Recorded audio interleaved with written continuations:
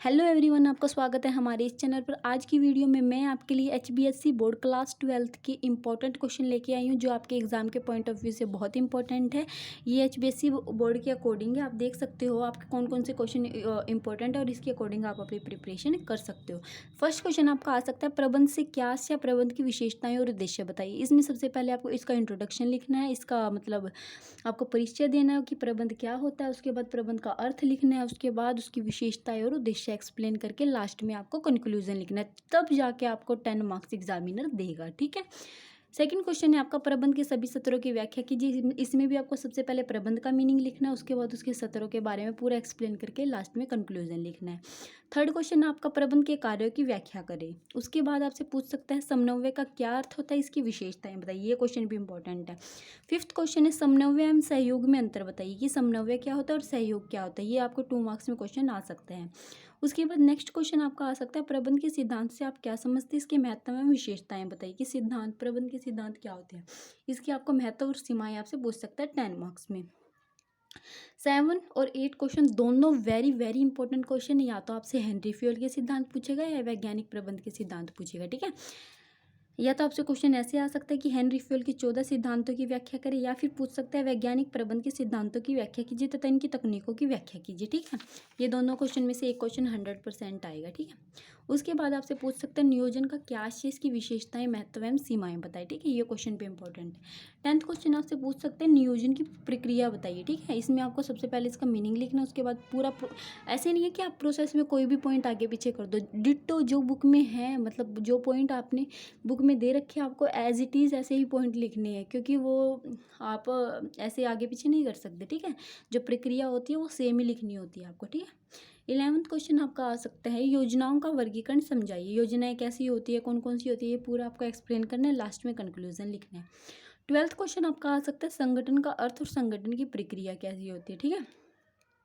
13 question है आपका, संगठन के प्रकारों की व्याख्या कीजिए कि संगठन के कौन कौन से प्रकार होते हैं। उसके बाद 14 क्वेश्चन है आपका, औपचारिक तथा अनौपचारिक संगठनों की विस्तृत व्याख्या कीजिए। ठीक है। आपको विस्तृत व्याख्या करने की, औपचारिक संगठन क्या होता है, अनौपचारिक संगठन क्या होता है, इनकी लाभ क्या होती है, इनकी हानियाँ क्या क्या होती है, और लास्ट में आपको इसका कंक्लूजन लिखना है। ठीक है। कि औपचारिक संगठन अच्छा होता है या अनौपचारिक। ठीक है।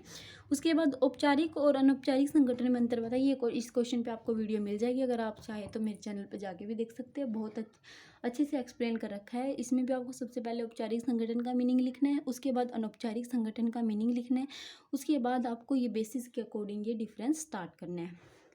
16 क्वेश्चन आपका आ सकता है, अधिकार अंतरण एवं विकेंद्रीकरण में अंतर बताइए। ये क्वेश्चन भी इंपॉर्टेंट है। 17 क्वेश्चन है आपका, अधिकार, उत्तरदायित्व एवं जवाबदेही में अंतर बताइए। अधिकार, ये तो वेरी वेरी इंपॉर्टेंट क्वेश्चन है, ये तो हर साल ही आता है एग्जाम में। ठीक है। अच्छे से करके जाना है इन तीनों में डिफरेंस। उसके बाद आपका 18 क्वेश्चन आपका आ सकता है, नियुक्तिकरण क्या होता है, कि मतलब स्टाफिंग क्या होता है, स्टाफिंग की विशेषता और महत्व बतानी है। उसके बाद इसकी प्रक्रिया भी आपसे पूछ सकता है। 20 क्वेश्चन आपका, भर्ती का क्या अर्थ है, इसके स्रोत बताइए कि भर्ती के इंटरनल और एक्सटर्नल सोर्स आप क्या करनी है, एक्सप्लेन करनी है। 21 क्वेश्चन है, चयन से आशय और इसकी प्रक्रिया। ठीक है। ये भी आपको अच्छे से एक्सप्लेन करना है। उसके बाद प्रशिक्षण एवं विकास में अंतर, ये 2 मार्क्स में आपका क्वेश्चन आ सकता है। ठीक है। कि प्रशिक्षण क्या होता है, विकास क्या होता है। उसके बाद 23 क्वेश्चन आपका आ सकता है, मानव संसाधन प्रबंध से आप क्या समझते हैं, इसकी क्रियाएं बताइए। इंपॉर्टेंट क्वेश्चन है।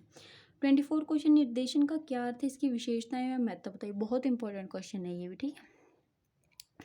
उसके बाद आपका 25 क्वेश्चन है, पर्यवेक्षण से आप क्या समझते हैं, इसकी विशेषताएं एवं कार्य बताइए। पर्यवेक्षण क्या होता है, इसकी विशेषताएं और कार्य आपको बतानी है। 26 क्वेश्चन है आपका, ये वेरी वेरी इंपॉर्टेंट क्वेश्चन है। 10 मार्क्स के अकॉर्डिंग आपसे पूछ सकता है कि अभिप्रेरणा से आप क्या समझते हैं, इसका महत्व तथा मास्लो की विचारधारा बताइए। इंपॉर्टेंट है। ठीक है। उसके बाद 27 क्वेश्चन है आपका, वित्तीय अवित्तीय अभिप्रेरणा बताइए कि वित्तीय प्रेरणाएं कौन कौन सी होती है, अवित्तीय। ठीक है। मौद्रिक और अमौद्रिक प्रेरणा। 28 क्वेश्चन 28 क्वेश्चन है आपका, नेतृत्व की विभिन्न शैलियाँ कौन कौन सी है। 29 क्वेश्चन है आपका, संप्रेषण का अर्थ है, इसकी प्रक्रिया बताइए। आपको सबसे पहले इंट्रोडक्शन लिखना है, उसके बाद इसका मीनिंग लिखना है, और उसके बाद पूरा प्रोसेस आपको एक्सप्लेन करना है। 30 क्वेश्चन है आपका, संप्रेषण की प्रक्रिया तथा इनकी बाधाओं और बाधाओं को दूर करने के उपाय। कम्युनिकेशन प्रोसेस कम्युनिकेशन प्रोसेस लिखना है, उसके बाद बैरियर लिखनी है, बैरियर कौन कौन से होते हैं और उन बैरियर को दूर करने के मेजरमेंट आपको बताने हैं। 31 क्वेश्चन है आपका, वित्तीय नियोजन का आशय क्या है, कि फाइनेंशियल जो आपकी प्लानिंग होती है वो क्या होती है और उसकी आपको इम्पोर्टेंस बतानी है कि फाइनेंशियल प्लानिंग क्या होती है।